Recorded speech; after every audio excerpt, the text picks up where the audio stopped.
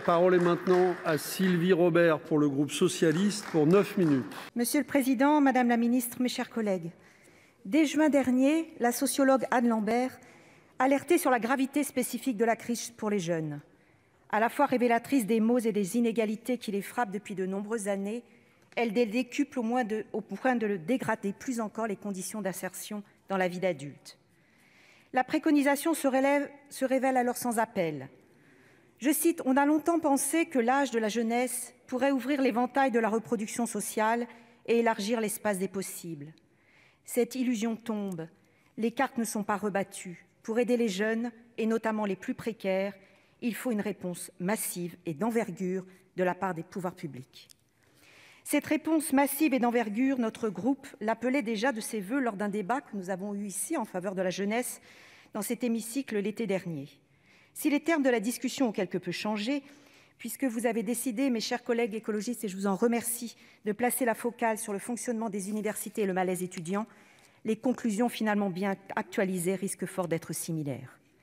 Quant au constat, si nous pressentions bien plus que nous mesurions l'impact désastreux de la crise sur les jeunes à l'époque, désormais les effets sont visibles, quantifiables et analysables, de sorte qu'il est impossible d'ignorer l'urgence d'agir. Autrement dit, il existe une forme de continuité dans ce malaise étudiant, mais une discontinuité manifeste dans son ampleur et donc dans les remèdes à apporter qui m'amènent plutôt à le caractériser comme une véritable détresse. Ainsi, aux trois cassures pédagogiques, économico-sociales et psychologiques du premier confinement, y répondent aujourd'hui trois risques de rupture identiques. En premier lieu, la rupture académique peut encore être évitée en s'assurant que l'année universitaire 2020-2021 ne soit pas une année blanche. Il s'agit d'appliquer le mantra selon lequel il faut sauver le second semestre et permettre à tous les étudiants d'être au maximum, et bien sûr en fonction de la circulation du virus, en présentiel. La jauge actuellement fixée à 20%, soit 1 jour par semaine, est un premier pas, mais il est primordial qu'il ne soit pas le dernier. En cas d'amélioration sanitaire, il s'avère essentiel de pouvoir l'augmenter. C'est pourquoi nous recommandons d'élaborer dès à présent et en dialogue avec les universités, mais je sais qu'elles l'ont déjà fait, différents scénarios pour un retour progressif plus important, peut-être jusqu'à 50%. En tout cas, il faut savoir, mes chers collègues, mais vous le savez, que certains étudiants n'ont même jamais vu leurs enseignants. En anticipant, nous donnons aux étudiants, mais aussi aux universités, perspective et visibilité, ce qui leur manque terriblement aujourd'hui. Les établissements pourront ainsi être plus réactifs et adapter les protocoles aux situations spécifiques de chaque campus. Madame la ministre, faites-leur confiance. Car toute souplesse supplémentaire, toute heure supplémentaire en présentiel est précieuse. La course contre la montre n'est pas seulement contre le virus, elle est aussi contre la rupture pédagogique et son corollaire, le décrochage. Enfin, sans prétendre à l'exhaustivité, trois problématiques se posent avec acuité pour le second semestre. La nécessité d'un cadre pour les évaluations, par-delà les incitations et les incantations. Les étudiants ont besoin d'un cadre stabilisé, protecteur et rassurant qui tienne compte du contexte actuel et ne soit pas générateur de stress ni d'angoisse. La nécessité de réfléchir à un mécanisme compensatoire pour les étudiants qui n'auront pas pu réaliser leur stage. Et enfin, la nécessité de soutenir les enseignants et les enseignants-chercheurs qui, pour beaucoup, ont mis entre parenthèses leurs travaux de recherche. La deuxième rupture est d'ordre économico-social. La précarité étudiante n'est plus un risque. Elle est évidente et devient même alarmante. Pour s'en convaincre, il suffit de constater les longues files d'attente aux épiceries solidaires, mais mes collègues l'ont dit. Des phénomènes jusque-là considérés comme marginaux qui prennent une dimension considérable et bien inacceptable, à l'image de la précarité d'ailleurs menstruelle qui toucherait une étudiante sur 3. Au fond, l'évolution est en miroir de celle que traverse la société dans son ensemble. Des étudiants qui n'étaient pas dans une situation financière délicate avant la crise sont en train d'y tomber.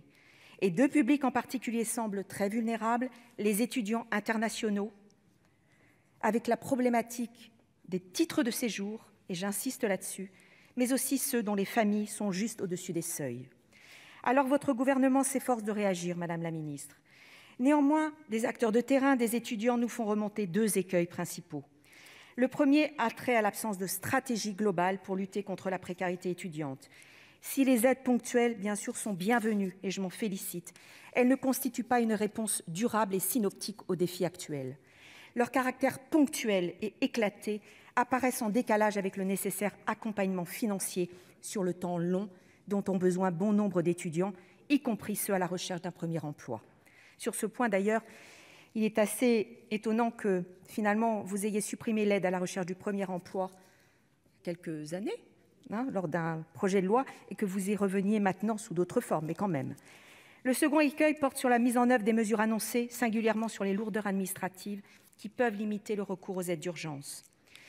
Alors, comme pour les autres domaines, il est urgent de simplifier les procédures et de renforcer les équipes, notamment dans les Crous et dans les services universitaires de santé. Nous ne pouvons ni accepter ni nous résoudre à cette paupérisation croissante des étudiants et des jeunes. Et nous ne voulons pas que la jeunesse soit exsangue au sortir de la crise. Nous devons agir sur 2 échelles. À court terme, en revalorisant les bourses, en simplifiant l'ensemble des procédures relatives aux aides d'urgence et en suspendant, sans délai s'il vous plaît, la réforme des APL pour les étudiants qui perdent, principalement ceux qui sont aujourd'hui en contrat de professionnalisation. Il est totalement inconcevable et incompréhensible que dans une période aussi tragique pour les jeunes, une réforme plonge certains d'entre eux dans la précarité et le désarroi. À plus long terme et plus structurant, nous réitérons notre demande d'ouvrir le bénéfice du revenu de solidarité active dès 18 ans, conformément à la PPL déposée par notre groupe, et de mener une consultation approfondie pour la mise en œuvre d'une allocation d'autonomie pour chaque jeune. Que cette crise nous permette enfin, au moins, de repenser l'émancipation et l'insertion dans la vie active de notre jeunesse. La rupture psychologique, enfin, dérive des 2 précédentes. Elle en est la conséquence directe. Passez-moi l'expression, mais les chiffres font froid dans le dos. Près de 800 000 étudiants présenteraient un état de souffrance psychique. 11,4% des 70 000 étudiants interrogés par le Centre national de ressources et de résilience ont eu des idées suicidaires. Et que dire des drames survenus ces derniers mois ?